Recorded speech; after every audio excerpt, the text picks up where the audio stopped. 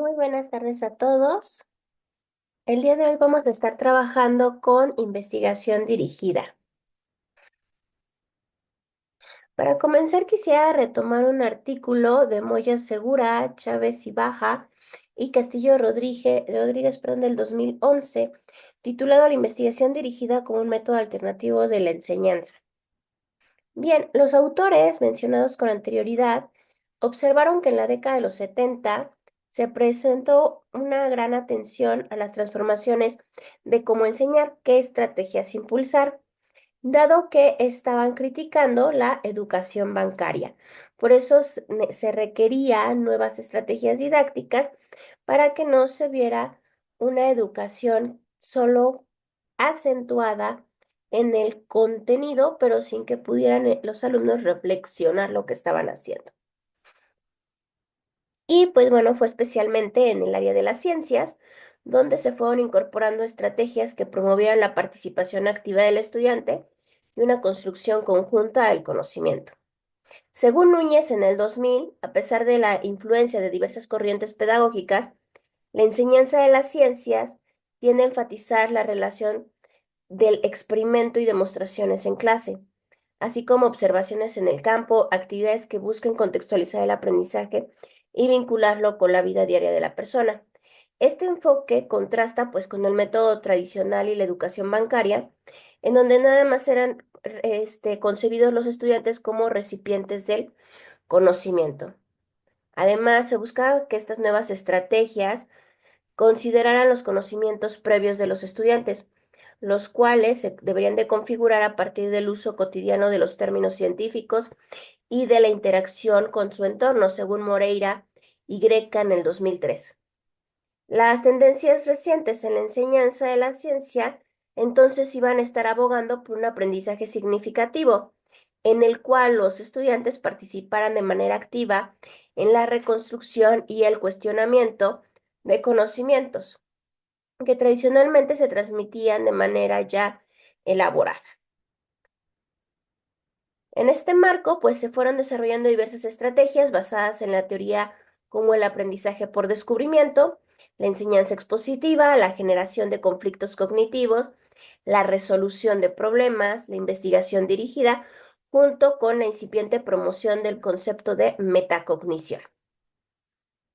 Según Pozo y Gómez en 1998, en Campirano y Moya en 1999. El ideal de la enseñanza entonces de la ciencia, como plantearon Poncer y otros en el 82 y Pozo y Carretero en el 87, radicaba en lograr que el estudiante reemplace sus concepciones intuitivas y arraigadas por conceptos más avanzados y coherentes bajo una teoría científica. En este sentido, el aprendizaje por descubrimiento se empieza a concebir como una estrategia en la que el estudiante aprenda a hacer haciendo ciencia, aprender haciendo ciencia de forma análoga a la labor de diversos investigadores. Sin embargo, el desafío surgió cuando muchos docentes interpretaron de manera muy errónea que este enfoque era dejar al estudiante sin la necesaria mediación durante el proceso de construcción de conocimiento, lo que redujo su efectividad y generó críticas que han impulsado propuestas de modificación para optimizar esta aplicación.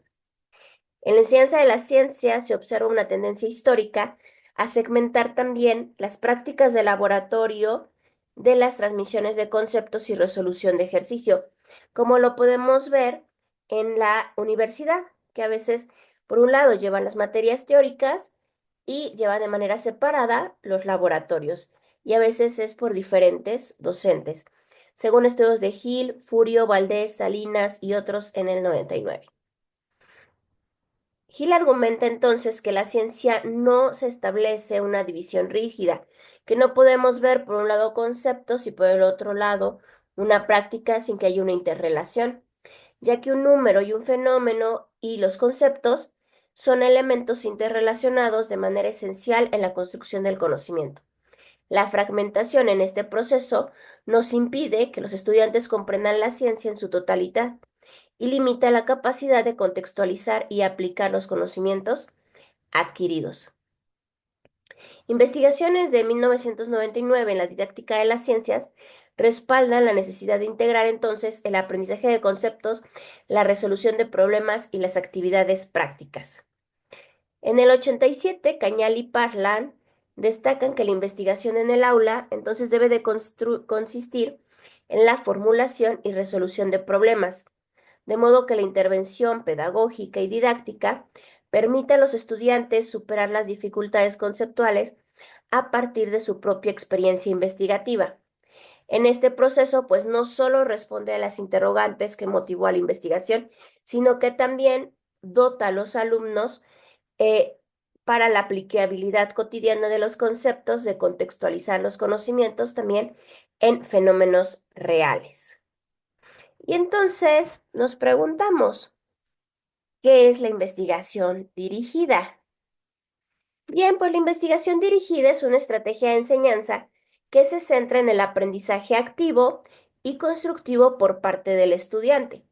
Con esta estrategia, los estudiantes participan activamente en el proceso de investigación, pero bajo la guía y supervisión de un experto o un docente.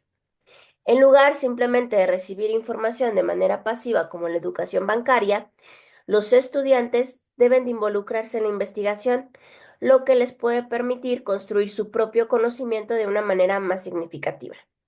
El profesor desempeña un papel fundamental como facilitador y orientador. ¿De qué? Pues del proceso, brindando apoyo y dirección al estudiante en la medida que va avanzando y descubriendo los nuevos conceptos. La investigación dirigida se basa en el enfoque constructivista del aprendizaje, que enfatiza la importancia de la experiencia y la interacción con la construcción del conocimiento.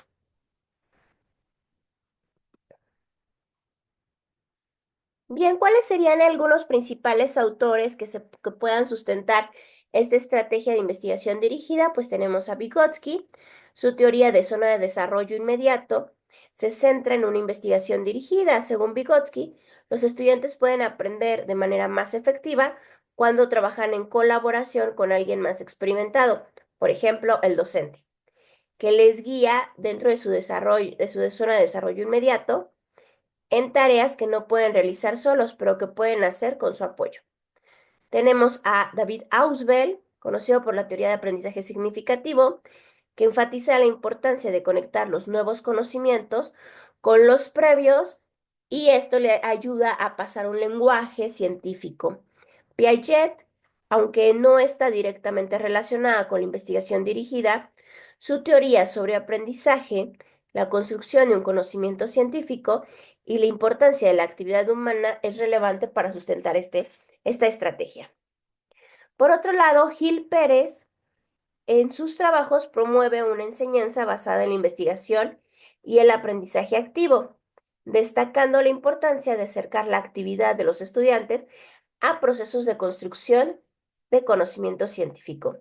Driver y Goldman definieron un enfoque que promovía el aprendizaje basado en resolución de problemas y el trabajo en equipo, características que se involucran dentro de la investigación dirigida. ¿Qué teoría del aprendizaje sustenta la investigación dirigida entonces? Pues la investigación dirigida, como ya lo había mencionado, se sustenta en el constructivismo.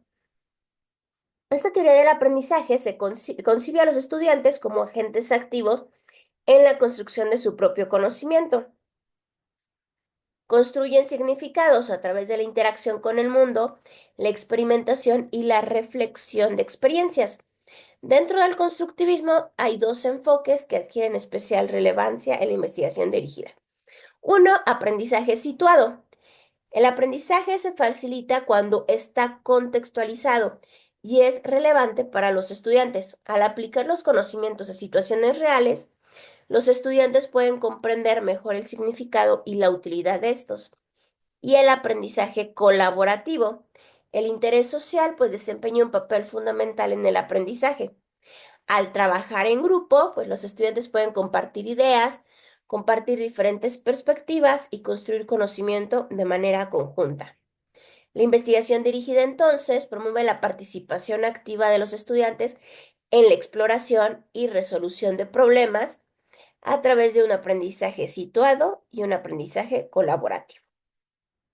¿Cuáles serían los pasos a seguir para la realización de la estrategia de investigación dirigida? Bueno, pues a través de una serie de pasos interconectados, los estudiantes pueden hacer el proceso de explorar y descubrir de forma crítica la resolución de problemas y la comprensión profunda también de los conceptos. Entonces, las fases que les presento ahora son la guía que podríamos tener para la investigación dirigida. Tema es uno. ¿Qué quiero investigar, descubrir y comprobar? Tendrían que pensar primero qué quiero investigar, descubrir o comprobar. Luego tendríamos que seleccionar el tema de investigación. Aquí el docente juega un papel fundamental al presentar el tema relevante y desafiante que conecte los contenidos curriculares y los intereses de los estudiantes. El problema debe de ser lo suficientemente significativo para que despertemos la curiosidad en los estudiantes. Después vendría la justificación. ¿Por qué quiero indagar o experimentar sobre ese tema? El objetivo. ¿Para qué lo quiero investigar? La formulación de hipótesis. Los estudiantes, guiados por el docente, elaboran hipótesis o posibles respuestas del problema planteado.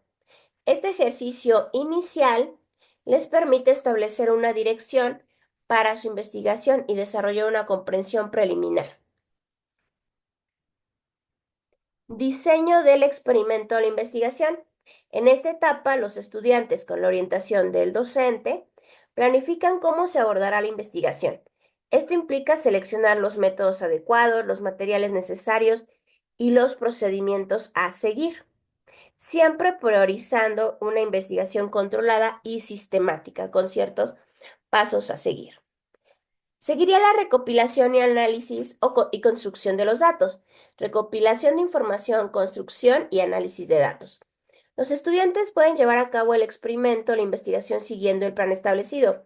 Aquí el docente debe de brindar apoyo y guía durante esta fase, asegurando que se cumple el procedimiento adecuado y resolviendo cualquier duda que vaya surgiendo.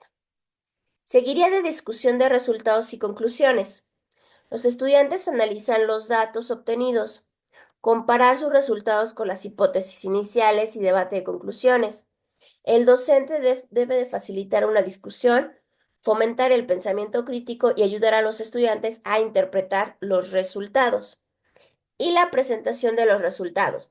Los estudiantes comunican los resultados de la investigación a través de informes escritos, presentaciones orales, póster u otros formatos. Algunas consideraciones importantes que debemos de tener. Primero, pues la flexibilidad. Los pasos de la investigación dirigida no son necesariamente lineales y pueden adaptarse. Es un proceso dinámico, flexible, que debe de ir revisando las necesidades de los demás.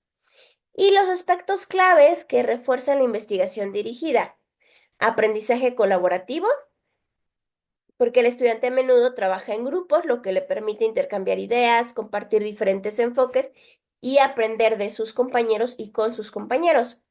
La reflexión metacognitiva durante todo el proceso se aleja a los estudiantes, perdón, durante todo el proceso se invita a los estudiantes a reflexionar sobre su propio aprendizaje, sus métodos de trabajo y su validez.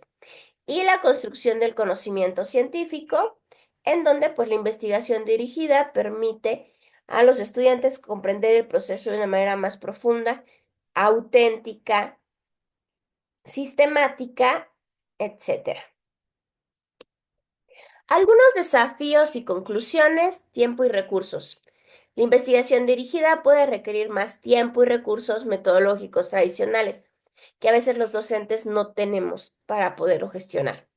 Los docentes deben entonces estar preparados y disponiendo de todos los materiales adecuados.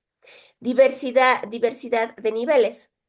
Los estudiantes pueden tener diferentes niveles de habilidades y conocimientos previos, lo que significa que el docente debe de ser capaz de adaptar las actividades y proporcionar el apoyo necesario para que todos los estudiantes puedan participar. Y la evaluación puede ser mucho más compleja que con otras estrategias, ya que involucra tanto el proceso como el producto final de la investigación. Algunos ejemplos. Bueno, el primer ejemplo tiene que ver con pensamiento matemático o matemáticas o lenguaje matemático. El tema es explorando las propiedades de los triángulos y su relación con los círculos circunscritos. La pregunta, ¿existe alguna relación entre las longitudes de los lados de un triángulo, el radio del círculo que los circunscribe y el área del triángulo? El objetivo, explorar la relación entre las propiedades de los triángulos y el radio del círculo que los circunscribe, utilizando herramientas geométricas y trigonométricas para comprender y demostrar la conexión matemática entre estas figuras geométricas. La justificación, el estudio de la relación entre los triángulos y círculos circunscritos, es fundamental en la geometría y tiene aplicaciones en diversas áreas como la trigonometría, la navegación, la arquitectura y el diseño. Algunas hipótesis que podrían plantear los estudiantes. El radio del círculo circunscrito es proporcional a la longitud de los lados del triángulo. O podrían decir, el área del triángulo está relacionada con el producto de la longitud de sus lados y el radio del círculo circunscrito.